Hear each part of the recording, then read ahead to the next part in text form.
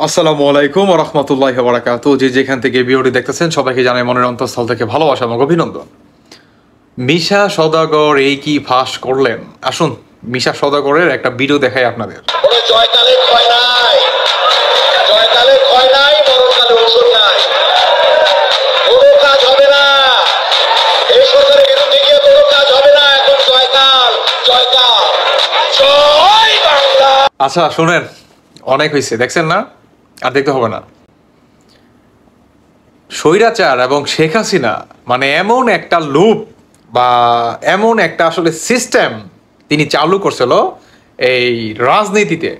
যত আপনার চলচ্চিত্র জগতে যত মানুষ আছে, ফেরদৌস বা যে বড় বড় যে মানুষগুলো আছে যারা নাকি বর্তমান বাংলাদেশে আসলে ফোকাসেবল, হ্যাঁ, বা অনেক মানুষ তাদেরকে দেখে, তো এই ধরনের মানুষদের শেখ হাসিনা কিভাবে চাইছে যে এদেরকে রাজনীতিতে আনা যায়। উদ্দেশ্য একটাই, তাদের যে ফ্যান ফলোয়ার আছে তারা যাতে আওয়ামী লীগের দিকে আরো ভালোভাবে অ্যাক্টিভ হতে পারে, আওয়ামী লীগকে যাতে আরো ভালোবাসে। হ্যাঁ, এই ভালোবাসা অর্জন করার জন্য হচ্ছে এদেরকে আনা, সাকিবুল হাসান, ফেরদৌস বা আদার্স যেগুলো আছে। হ্যাঁ, তো এই মিশা সওদাগর তো এখানেই ভালো ছিল। হ্যাঁ, তিনি তো এইখানেই ভালো ছিল। রাজনীতিতে কেন আসছে জানেন? কারণ যে পরিমাণ আপনার লুটপাট, হ্যাঁ, যে পরিমাণ লুটপাট মনে করেন এই শেখ হাসিনার আমলে হইছে, হ্যাঁ, তারা কেন বাকি থাকবে?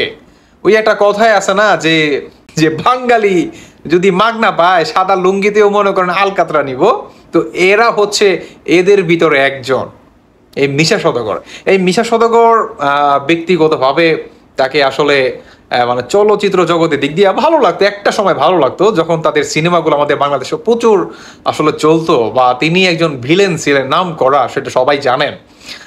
তাকে কিন্তু বেশ ভালো লাগতো, কিন্তু বর্তমান তিনি আসলে চলচ্চিত্র জগতেই ভালো ছিলেন, কেন যে আসলে রাজনীতিতে জড়ায়া এই শেষ বয়সে আইসা নিজের এত বছরের যে সুনাম সব কিছু মনে করেন একদম মাটির সাথে মিশাই দিল।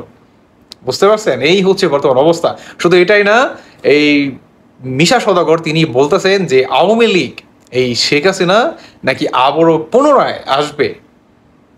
এটা আসলে তিনি যদি বলে থাকেন, আমি বলবো এক পর্যায়ে তিনি ঠিকই বলছেন। কেননা বর্তমান আমাদের বাংলাদেশের যে অবস্থা বা সমন্বয়ক ভাইরা যে অবস্থা করে রাখছে, সেটা যদি তারা অতি দ্রুত যদি সেটা পরিবর্তনে না আসে, তাহলে শেখ হাসিনাকে আপনারা অতি দ্রুত বাংলার মাটিতে দেখতে পারবেন। এটাই বাস্তব কথা ভাই। আপনারা আমাকে যে যাই বলেন, আপনাকে বাস্তবতা মেনে নিতে হবে। এখন পর্যন্ত সময় আছে এই স্বৈরাচার মুক্ত করার জন্য। বাংলাদেশটা এত, বাংলাদেশের সাধারণ জনগণ এবং স্টুডেন্ট তারা জীবন দেয়নি। প্রবাসীরা 57 জন প্রবাসীদের যে যাবজ্জীবন জেল হয়েছে, এই প্রবাসীরা এই স্বৈরাচারের জন্য ত্যাগ স্বীকার করে নাই। এটা বুঝতে হবে। তাই দেশকে বাঁচাতে হলে এখন পর্যন্ত সময় আছে। সমন্বয়কদের এই কারাকারি, কামড়াকামড়ি এগুলা বাদ দিতে হবে, দেশকে ভালোবাসতে হবে। সবাই ভালো থাকবেন। আল্লাহ হাফিজ। আসসালামু আলাইকুম।